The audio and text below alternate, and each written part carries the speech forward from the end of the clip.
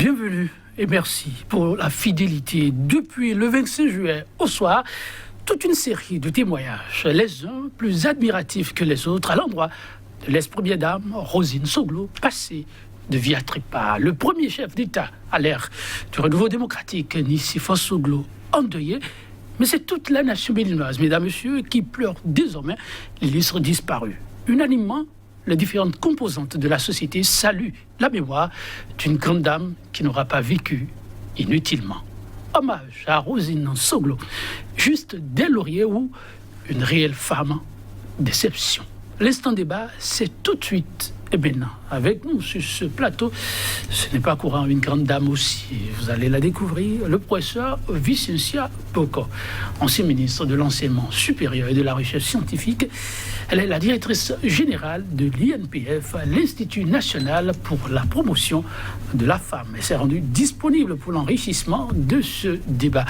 Professeur Vicentia Boko, bonjour à vous. Bonjour, journaliste. Merci. Bonjour, les auditeurs et les spectateurs. Et vous répondre à leur façon, c'est un plaisir de vous avoir avec nous. En face de vous, le docteur Paul-Marie Wissou, qui a accepté être de notre enseignant-chercheur. Il est théoricien de la gouvernance d'État. Le leadership féminin reste aussi son combat. Comment faire pour vendre les valeurs féminines? Docteur Paul-Marie Wissou, bonjour à vous. Bonjour Joël. Merci de répondre à notre invitation. Merci de m'avoir fait ce gros coup-là. Ah bon? C'est où le gros coup? De me mettre entre deux grandes dames. Et bon, j'essaierai de m'en sortir. Merci une fois encore pour la disponibilité. Oui, ce n'est plus un secret de polichinelle. La nouvelle, elle est effective. Et d'ailleurs, ce plateau se veut un second sur le sujet. Rosine Soglo n'est plus dommage depuis ce 25 juillet. Le mot qui revient de plus en plus sur toutes les lèvres, oui, c'est une femme au rang de femme d'exception. Madame Vicentia Boko, Rosine Soglo, femme d'exception, qu'est-ce qu'on doit retenir quand on entend les gens parler en ces termes? Oui, merci beaucoup. Je crois que c'est peu dire que Rosine Soglo est une femme d'exception. Peu dire? Oui. Rosine Soglo restera dans l'histoire du Bénin comme une femme, la femme des femmes. C'est ça. Je veux dire que dans toute l'histoire du Bénin, nous trouverons probablement plus jamais quelqu'un comme Rosine Soglo. Ah bon? Oui, parce que Rosine, permettez que je me... Allez-y. Rosine Vieira Soglo est une femme qui a démontré toute sa vie durant que être femme est une condition enviable et que chacun de nos choix peuvent nous amener à devenir cette femme-là. Je parle pour nous les femmes en particulier. Voilà une femme qui n'a jamais renoncé à ses convictions. Je ne sais pas si vous avez eu à avoir des débats avec elle, mais vous avez intérêt à être bien préparé si vous voulez rentrer en discussion avec Madame Rosine Soglo. Elle avait la conviction de ses idées et les défendait de manière acharnée avec des arguments pertinents. C'est-à-dire, encore une fois, il ne fallait pas aller vers elle tranquillement comme ça. Là. Il fallait vraiment se préparer. Ensuite, elle a été une femme politique. Je dis d'elle qu'elle a été une femme politique qui a fait la politique comme les hommes, mais qui a su rester femme. Nous reviendrons là-dessus si vous le souhaitez bien. Enfin, elle marquera notre génération, et je crois tous les enfants du Bénin, et l'histoire, parce que de bout en bout, sur son parcours, elle a toujours refusé les compromissions. Enfin, je retiens d'elle que c'est une femme qui a su allier tradition et modernité. On retient d'elle également que c'est une femme qui a fait le combat pour l'émancipation des femmes. Mais je crois que Rosine Soglo a surtout fait le combat pour l'émancipation de chacun d'entre nous. Aux femmes, elle a montré qu'elles pouvaient pleinement vivre leur vie de femme et leur vie de citoyenne. Et aux hommes, elle a montré qu'on pouvait vivre pleinement sa vie d'homme en faisant des choix adéquats. Donc, moi, je résume comme ça sur les différents aspects qu'il serait important, qu'on pourrait explorer pour découvrir un peu plus sa personnalité et ce que nous pouvons en tirer.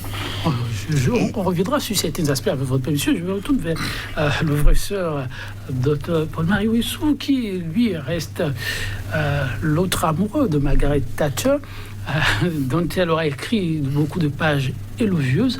Quand vous prenez une dame comme Madame Rosine Vieira, qualifiée aujourd'hui de femme d'exception, une femme sur ce plateau, pas de moindre qui nous dit elle est une grande femme parmi tant d'autres, au-delà d'une femme d'exception.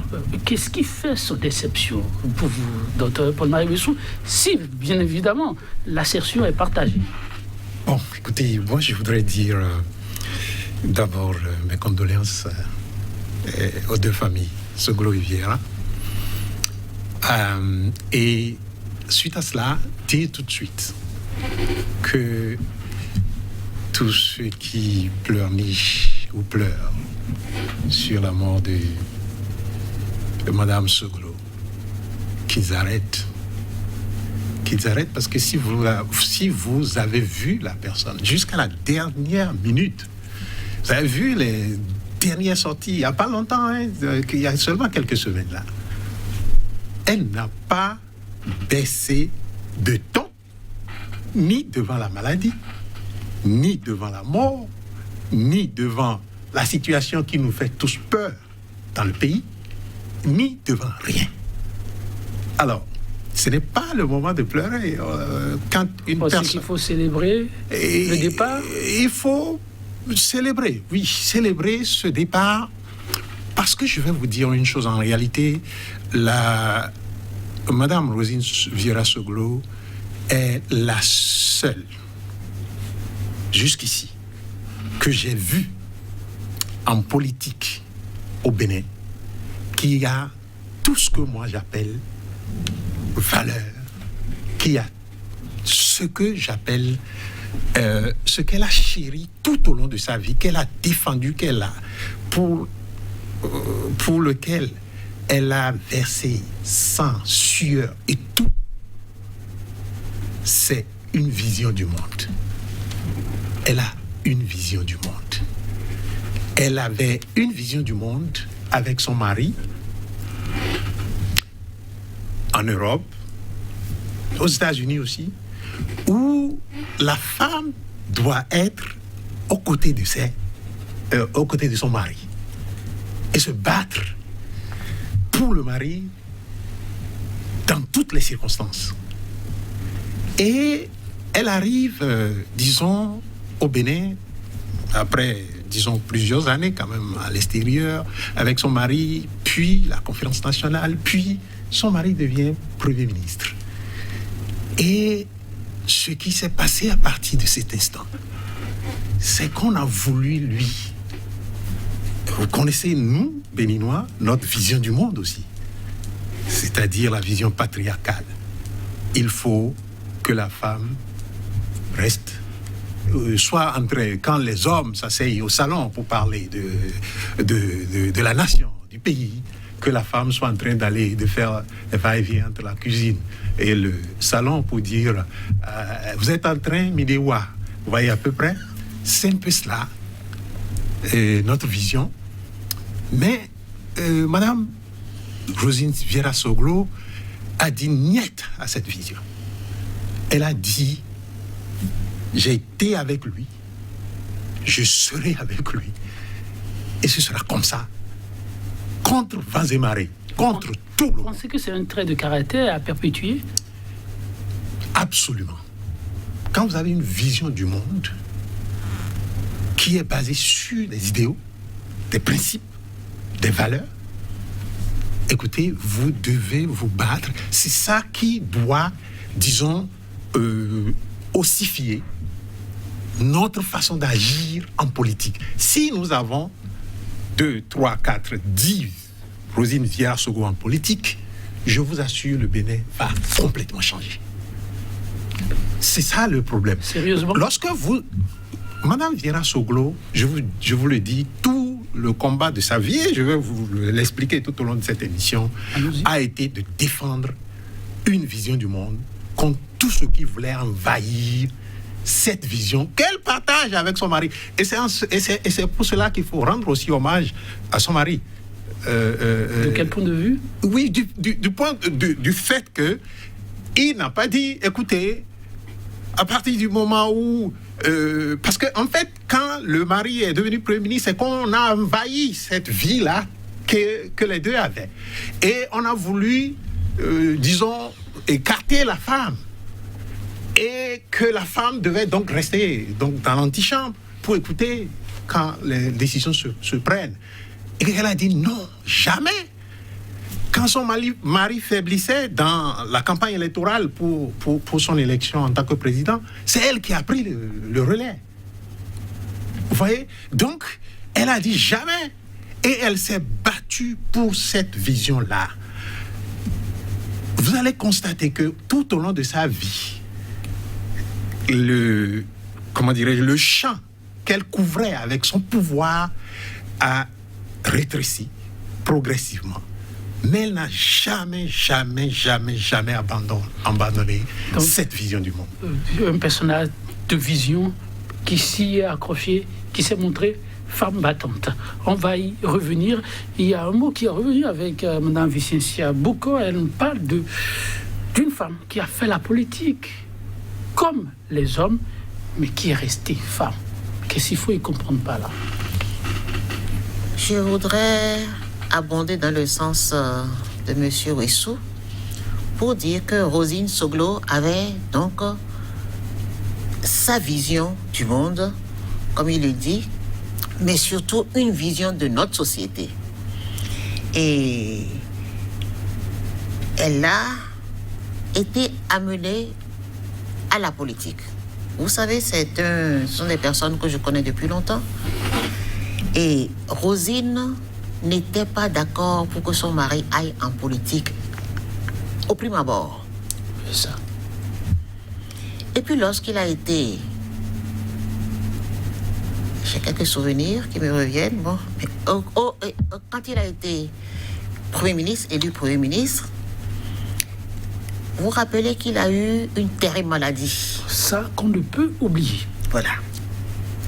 Et qu'à ce moment-là, nous avons failli tous le perdre. Tout à fait. Et Rosine a été vraiment l'élément déterminant qui a fait que Nicéphore a tenu. Vous vous rappelez la prestation de serment du président Nicéphore Dieudonné Soglo? Elle le soutenait, les têtes pratiquement tombant. Et voilà ce qu'elle a été dans sa vie. Plus tard, elle a commencé, elle s'est dit qu'elle ne pouvait pas ne pas être avec lui dans la politique. Et comme tout ce qu'elle fait, elle s'y est engagée pleinement, sans réserve. Et elle a embrassé la politique. Elle a créé un parti politique. Elle a animé le parti politique. Elle a combattu tout ce que ont voulu contrecarrer son projet. J'abonde dans le sens de M. Wessou. Et en rendant coup pour coup. Elle ne se laissait pas du tout impressionner. Et c'est là où je dis que là où les femmes habituellement flanchent, parce qu'elles sont dans l'adversité, elles renoncent facilement. Et Rosine ne renonçait jamais. Il fallait qu'elle aille jusqu'au bout. Je ne sais pas si vous avez eu l'occasion de discuter avec elle, je le disais tantôt. Oui, plusieurs fois. Mais vraiment, il faut avoir des arguments. Mais lorsqu'elle reconnaissait que vous aviez raison, elle adoptait vos idées. Ma dernière discussion avec elle, c'était à propos de sa santé. Et elle était fatiguée. Il y a des choses qu'elle ne voulait plus faire. Et il me revenait de la convaincre de continuer à se battre. Elle m'a dit, ma fille, tu as raison. Parce que tout ce que je lui ai sorti comme argument, on finit par la convaincre qu'il fallait qu'elle continue à se soigner et à se maintenir. Mais lorsqu'elle était convaincue, disais-je, donc, elle ne renonce pas et elle adopte votre position parce que vous l'avez convaincue. Et ça, ce ne sont pas des faux fuyants.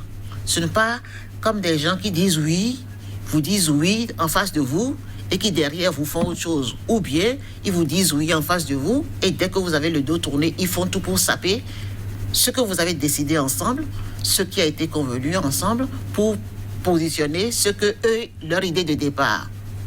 Une forme de trahison. Une forme de trahison. Voilà. Donc Rosine, donc elle a fait la politique comme les hommes, c'est-à-dire que en travaillant dans sa direction et en donnant des objectifs, mais elle est restée femme parce que elle est restée attachée à son mari, elle est restée attachée à sa maison, elle est restée attachée à ses enfants. Et croyez-moi, sous son aspect bourru que tout le monde lui connaît, Rosine a autour d'elle fédéré beaucoup de jeunes dont elle a fait comme qu'elle considérait un peu comme ses enfants. Elle n'en a pas eu beaucoup, elle se plaignait toujours de ne pas en avoir eu beaucoup, donc elle prenait toujours un peu ce qu'elle adoptait comme ses propres enfants. Et ça, c'est un trait de caractère qu'on lui connaît peu. Donc elle est restée femme. Au point de vue entretien, maintien, elle a toujours été coquette, elle n'a pas laissé tomber, etc. Donc elle est restée femme, défendant son foyer, défendant ses enfants, défendant son environnement et son ménage. C'est un couple comme un autre qui a connu tous les aléas du couple, avec toutes les difficultés du couple. Elle s'est toujours battue pour maintenir son foyer debout. Et ça, je crois que les femmes doivent le lui reconnaître et prendre exemple. Voilà, à peu près ce que je voulais dire en parlant de... Sur ces aspects qui sont quand même importants, la société moderne, où le défi est là, elles sont nombreuses de plus en plus, des femmes à vouloir s'engager, mais qui trop tôt renoncent. Pensez-vous qu'il y a des éléments à pouvoir s'approprier pour avancer? Oui, je crois que en abordant cet aspect, pourquoi Rosine était comme ça? Oui. Qu'est-ce qui lui a donné cette force? Alors dites-nous. Qu'est-ce qui lui a donné ces traits de caractère qui font que nous l'apprécions aujourd'hui? Après l'avoir vilipendée, détestée, j'ai lu des appréciations des personnes avec lesquelles elle était par moments en conflit direct. J'attends encore quelques-uns qui ne se sont pas encore exprimés. Mais ça viendra sûrement. Donc, mais pourquoi elle était comme ça? Personnellement, et mon expérience me dit que ça vient de l'éducation. C'est ça. Nous devons apprendre à nos femmes à être elles-mêmes, à être sûres d'elles, à savoir où elles vont. Comme je dis, ne pas être comme des fœtus de paille ballottés par le vent. On va à droite et puis on va à gauche. Pierre dit ceci, on suit Pierre. Jacques dit ceci, on suit Jacques. Donc vraiment, en politique ou ailleurs, il faut avoir une charpente. Et cette charpente, tout enfant l'acquiert par son éducation. Donc c'est nous les parents qui donnons ça à nos enfants. Et Rosine a bénéficié d'une éducation exceptionnelle. Elle le dit tout le temps. À 12 ans, elle a été envoyée en France comme ses frères. Elle était la seule fille. Donc elle avait 3 frères. Elle était la seule fille. Elle a dû donc grandir dans un environnement fait d'hommes. Elle a très tôt perdu sa maman. Donc il a fallu qu'elle se débrouille plus ou moins seule en tant que femme parmi les hommes. Ça lui a donné des manières de faire et des codes de survie, j'allais dire, presque. Donc, l'éducation que nous donnons, et son papa, elle le dit tout le temps, lui a donné une éducation spartiate. C'est-à-dire que c'était rigoureux. C'est pas ce que nous faisons aujourd'hui. Nous laissons nos enfants faire tout et n'importe quoi. Donc, c'est à nous parents de donner les lignes, à ne pas franchir à nos enfants, de leur apprendre à avoir des convictions, à faire des choix judicieux. Donc, nous allons revenir dessus si on a le temps, mais l'éducation. L'éducation non pas donnée à l'école, mais l'éducation donnée à la maison par les parents est prioritaire et primordiale, surtout pour les filles. L'éducation donnée à la maison est primordiale aussi bien pour les garçons que pour les filles. Je ne veux pas monopoliser la parole. Merci. Je voudrais surtout aller au niveau de l'aspect respect de la parole donnée, et là, dans la société et dans un milieu politique. C'est faisable. Elle y est arrivée à cause de ce trait de caractère où il y a eu des facteurs qui ont aidé à pouvoir tenir de la sorte. Non, mais c'est quand vous tenez à vos principes, à vos convictions et à atteindre un idéal de société. Et c'est cela, là, quand on dit une vision de société, en fait, c'est je me projette dans une société, je veux voir comment je vis dans cette société. Et elle avait vraiment une sensibilité forte de ce qu'elle veut que la société soit. Ça, elle-même. Elle-même. Et qu'à partir... Je vous donne un exemple. Hein. Vous vous rappelez, il y avait un feuilleton qui devait passer sur l'ORTB. Ah, que je ne peux pas oublier. Les oiseaux se cachent pour mourir. Pour mourir. Tout petit, je suivais aussi. Ouais. Et on a fait quelques épisodes, et puis le feuilleton s'est arrêté. On était tout jeunes, et puis on se disait, mais pourquoi ça s'est arrêté? Ça s'est arrêté. On a appris plus tard que c'est la femme du président qui a donné l'ordre strict d'arrêter cela. C'était pas éducatif, c'est ce qu'on nous a expliqué. Oui. Alors, vous voyez, c'est ça, la personnalité. C'est-à-dire qu'elle a une vision de la société. Elle veut que la société soit comme cela, sur des principes, des valeurs.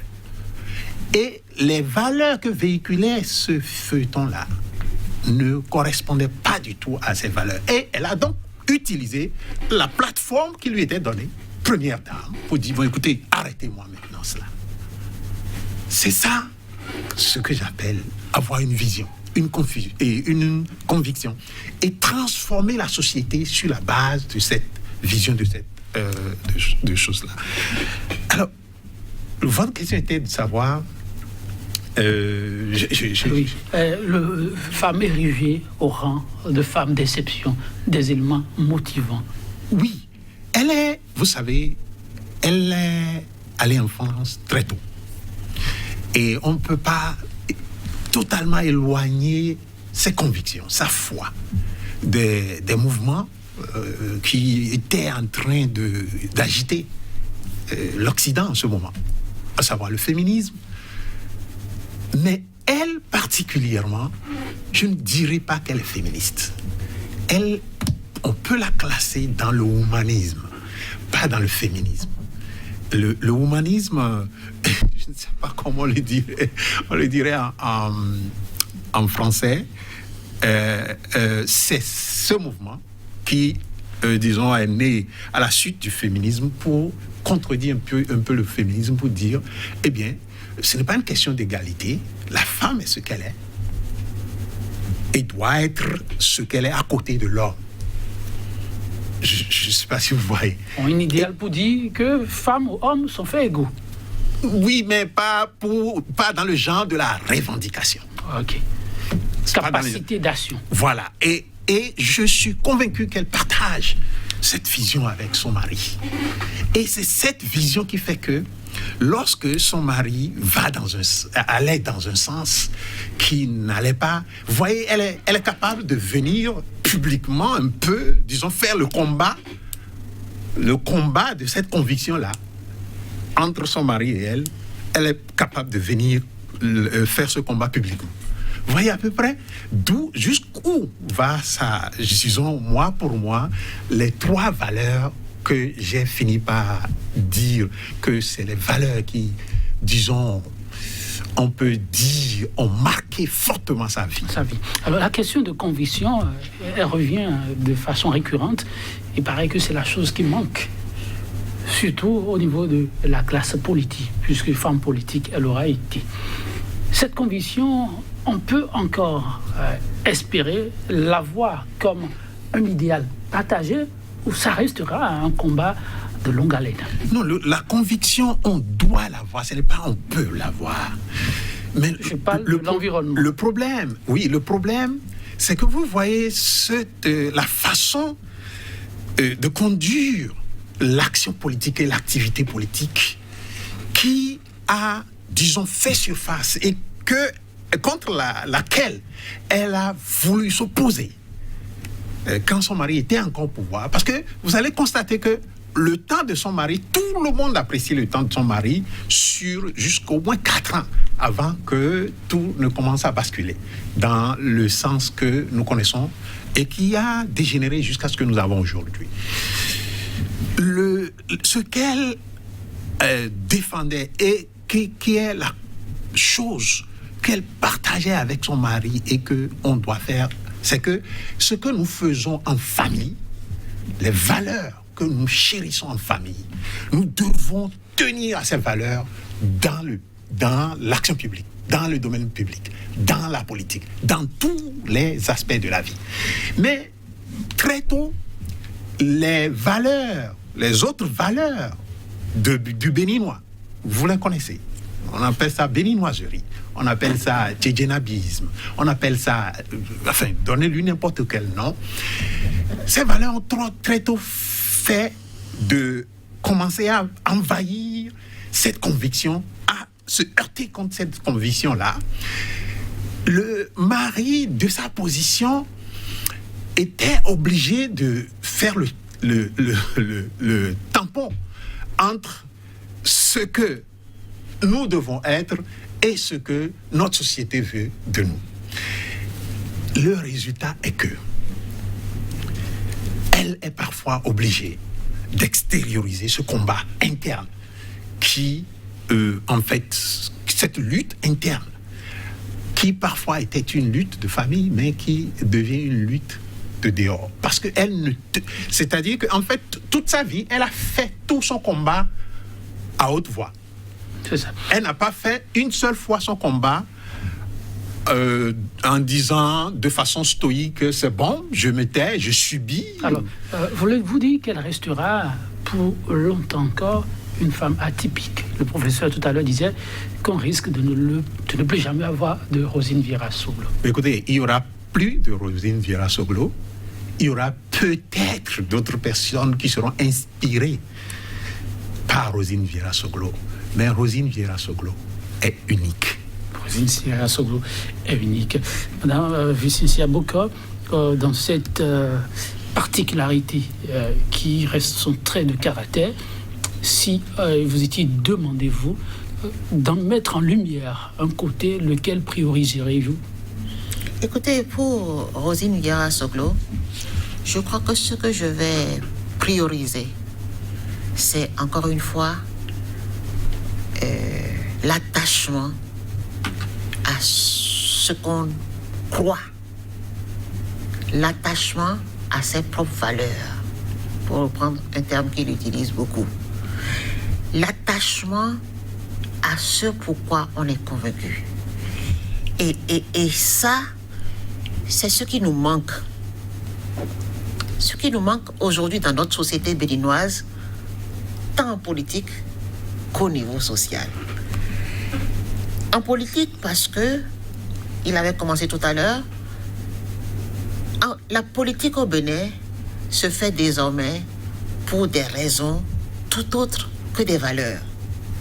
On va en politique pour avoir de l'argent. On va en politique pour avoir le pouvoir, pour se positionner. On va en politique pour avoir des postes. On va en politique pour avoir un emploi. Mais on ne va pas en politique parce qu'on rêve d'une société. On ne va pas en politique parce qu'on pense que notre avenir commun doit être de telle manière et pas de telle autre. On ne va pas en politique pour se battre, pour créer quelque chose. On va en politique, c'est ce qu'il appelle le tchédjenabisme.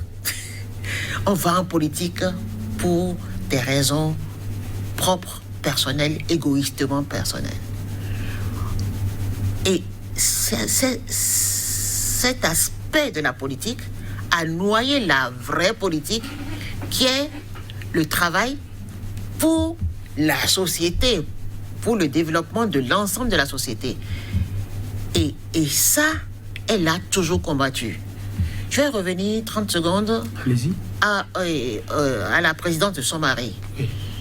La fracture qu'il y a eu à l'époque avec Rosine Soglo et la classe politique, c'était que très vite, toute une classe politique s'est agglutinée autour de Nicéphore Diosdoglo, parce que c'était le Messie, c'était celui par lequel on pouvait avoir ce qu'on voulait, les avantages et tout ça là.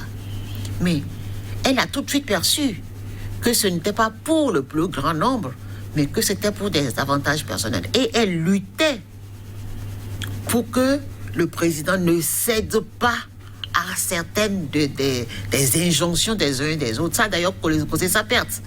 Parce que c'est parce qu'il a refusé un certain nombre de choses qu'on a fait une sorte de campagne destructrice qui l'a fait perdre le pouvoir. Mais elle a toujours défendu et elle a toujours tout fait pour que son mari reste dans la ligne de leurs convictions qu'ils ont toujours eues. Parce que, comme il le dit si bien, c'est cette génération panafricaniste, convaincue, qui a travaillé pour l'indépendance des colonies, qui a travaillé pour l'émergence d'une classe politique en Afrique. Lui, il n'était pas trop politique au départ, c'était plutôt un technocrate dans le domaine des finances. Mais on peut faire la politique sans avoir aussi les finances. Donc, petit à petit, il s'y est mis. Mais cette fracture entre la société en général et surtout les acteurs politiques déjà à l'époque était la vraie discordance, le vrai hiatus entre elle et tous les politiques de l'époque. Je ne vais pas donner des noms. Merci. Et rappelez-vous, il y a eu des sobriquets. On l'a traité de tous les noms dans ce Bénin où tout le monde dit aujourd'hui qu'elle a été une femme exceptionnelle. Malheureusement, nous ne reconnaissons les personnes exceptionnelles qu'une fois qu'elles sont parties. Et lorsque leurs paroles, leurs pensées, leurs propositions ne nous conviennent pas, nous oublions trop souvent de réfléchir à fond au-delà de nos seules personnes pour pouvoir voir ce qu'on peut tirer pour le plus grand nombre de ce que ces personnes-là disent. Et donc, on reste sourd à leurs leçons, à leurs propositions, on les combat, et puis après, on regrette quand elles ne sont plus là. Donc, c'est vraiment la femme qui a gardé les lignes qu'elle a choisies et qui n'a jamais cessé. Et en ce sens, je dis que c'est un modèle pour nous tous, hommes et femmes. Ce n'est pas seulement pour les femmes. Les femmes, oui, parce que nous avons appris beaucoup d'elles et nous allons continuer d'apprendre d'elles. Je vais rebondir tout de suite pour parler de l'absence de l'histoire. J'ai interpellé plusieurs de nos historiens parce que chacun peut écrire son livre. Mais chacun met dans son livre ce qu'il a vécu et sa perception des choses, qui est toujours un peu tronquée. Il faudrait que nos historiens s'asseyent, prennent le temps de s'asseoir et d'écrire l'histoire de ce pays. Parce que les anciens meurent, nous n'avons pas d'archives. Et oui, c'est une heureuse transition, une question qui vous était et ça, réservée. C'est un grand mal, c'est un très grand mal sur lequel nous devons travailler. Et je vais revenir, et j'imagine que vous auriez aussi des suggestions à nous faire. On se rappelle de votre fauteuil de ministre. C'est un appel que nous, autres professionnels de médias, n'avons jamais manqué de réitérer. Professeur, je vous réserve la question, mais en attendant de revenir sur cette question, votre vis-à-vis, le professeur Vicentia Bokor, pense que s'il y a une valeur à prioriser, c'est bien celle-là, de la conviction, mais de l'intérêt commun. Est-ce encore possible aujourd'hui, dans un environnement où, effectivement, c'est devenu comme une maladie, c'est d'abord le moi, et ensuite, le reste, on ne voit pas. On s'en fout si l'autre crève à côté, si on peut sauver sa tête. On fait comment? Oui, le mal a envahi partout. Le mal a envahi nos partis politiques, ça envahit même nos églises, ça envahit... Les églises aussi? Écoutez... Là-bas, on sauve aussi sa tête. Je ce n'est pas un jugement que je veux porter sur l'Église, Oui. mais je vous dis, Vous ne précisez surtout pas le nom et vous allez... l'Église est, disons, animée par les Béninois. Oui. Et les Béninois ont des traits communs. Je pense que vous parlez les confessions religieuses généralement, pas l'Église. Parce que quand on dit l'Église, on pense l'Église, voilà, c'est pas nécessairement... c'est l'Église, c'est la mosquée, c'est... Le monde religieux. Oui, c'est l'Église, c'est la mosquée, c'est aussi les couvents de vaudou. C'est partout le mal. Le mot confession religieuse, ça pourrait... C'est mieux, c'est plus compréhensible. Donc le mal est à ce niveau aussi. Le mal est partout. Et le mal est partout. Le professeur a soulevé un aspect que je crois qui fait que le mal s'étend. Parce que la nature, naturellement, a horreur du vide. Et je ne crois, professeur, pas que ce soit seulement, disons, dévolu aux historiens d'écrire l'histoire de ce pays. C'est dévolu à tous ceux qui peuvent prendre leur disons, bic et faire de la biographie, faire de l'autobiographie, faire du mémoire. Justement, nous allons vous demander votre mémoire avant que ce ne soit trop tard. C'est cela, Madame le ministre, mais plus le professeur pour moi ici, parce que c'est la hiérarchie la plus directe pour moi. Et nous allons vous demander votre mémoire, parce que c'est très important. Et ça nous éduquera, même si c'est tronqué, même si c'est du jeu. Ça nous éduquera. Alors, pourquoi le mal perdure-t-il? Qu'est-ce qu'on peut faire? Le mal perdure parce que l'information n'est pas suffisante pour repousser le mal. Okay. Le système bénin est sous-informé, franchement. Donc, vous revenez à la suggestion du professeur, à savoir qu'il faut pouvoir écrire. Chacun doit pouvoir écrire, avez-vous dire, mais dans un cadre beaucoup plus formel, qu'est-ce qu'on peut faire? Parce qu'il manque effectivement de la documentation. Dans un cadre beaucoup plus formel, non, on ne va pas écarter cela du cadre formel, Joël, parce que nous parlons du développement. Nous parlons de l'emploi. Nous parlons de beaucoup de choses ces derniers temps.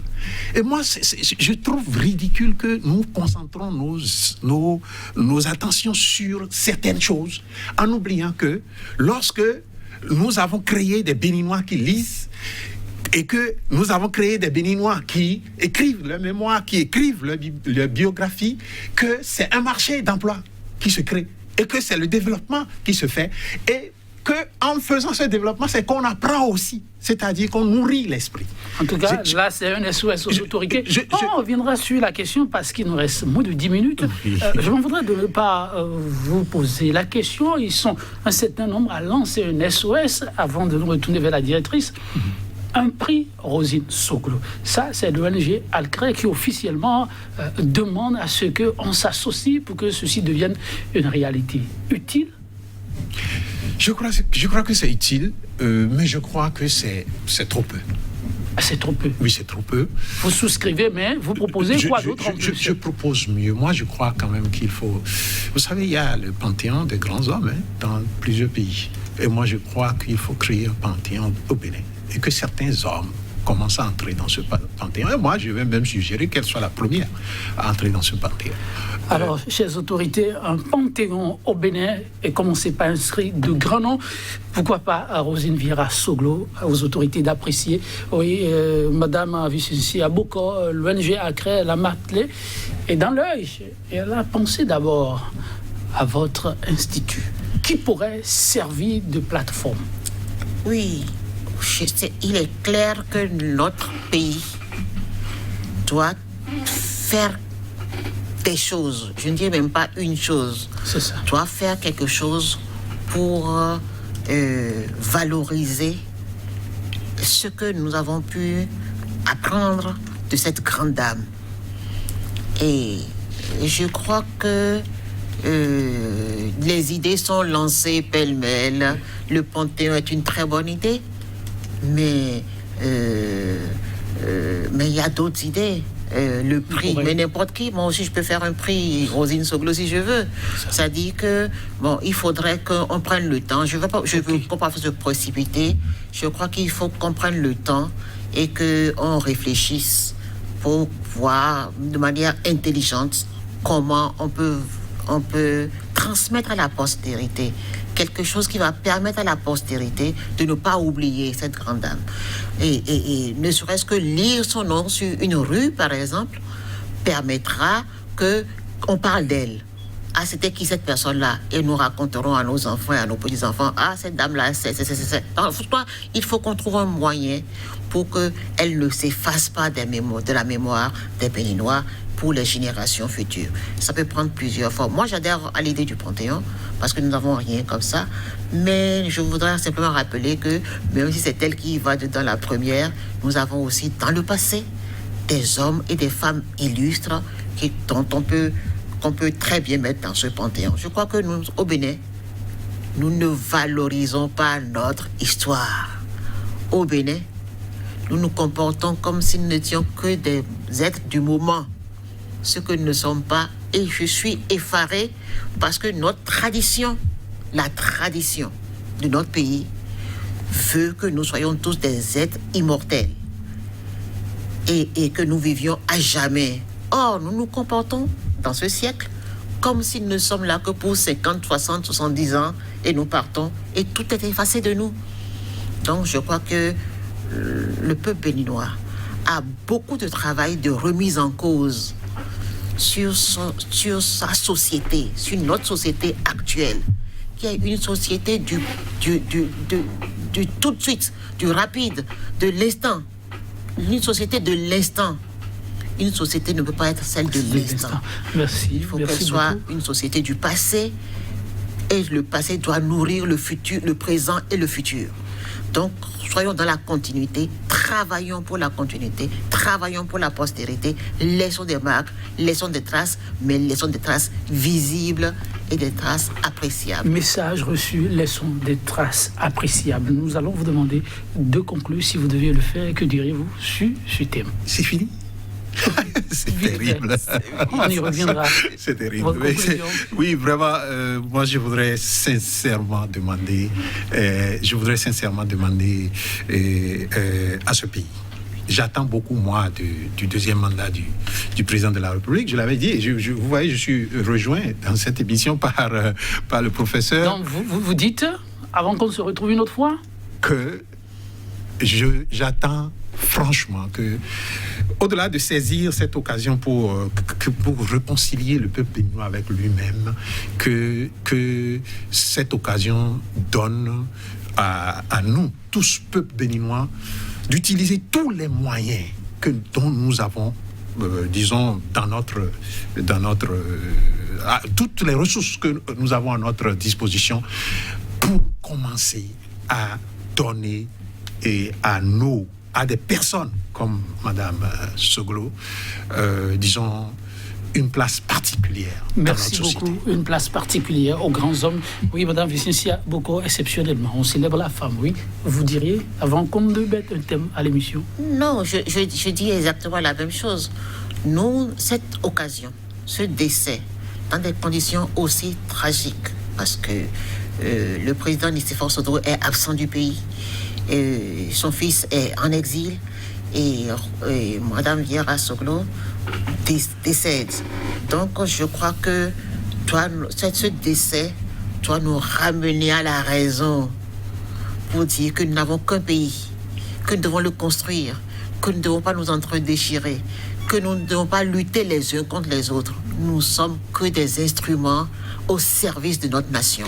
Merci à vous. Nous retenons le mot. Nous ne sommes que des instruments au service de la nation. Les autres disent, et c'est l'Éternel qui façonne le reste.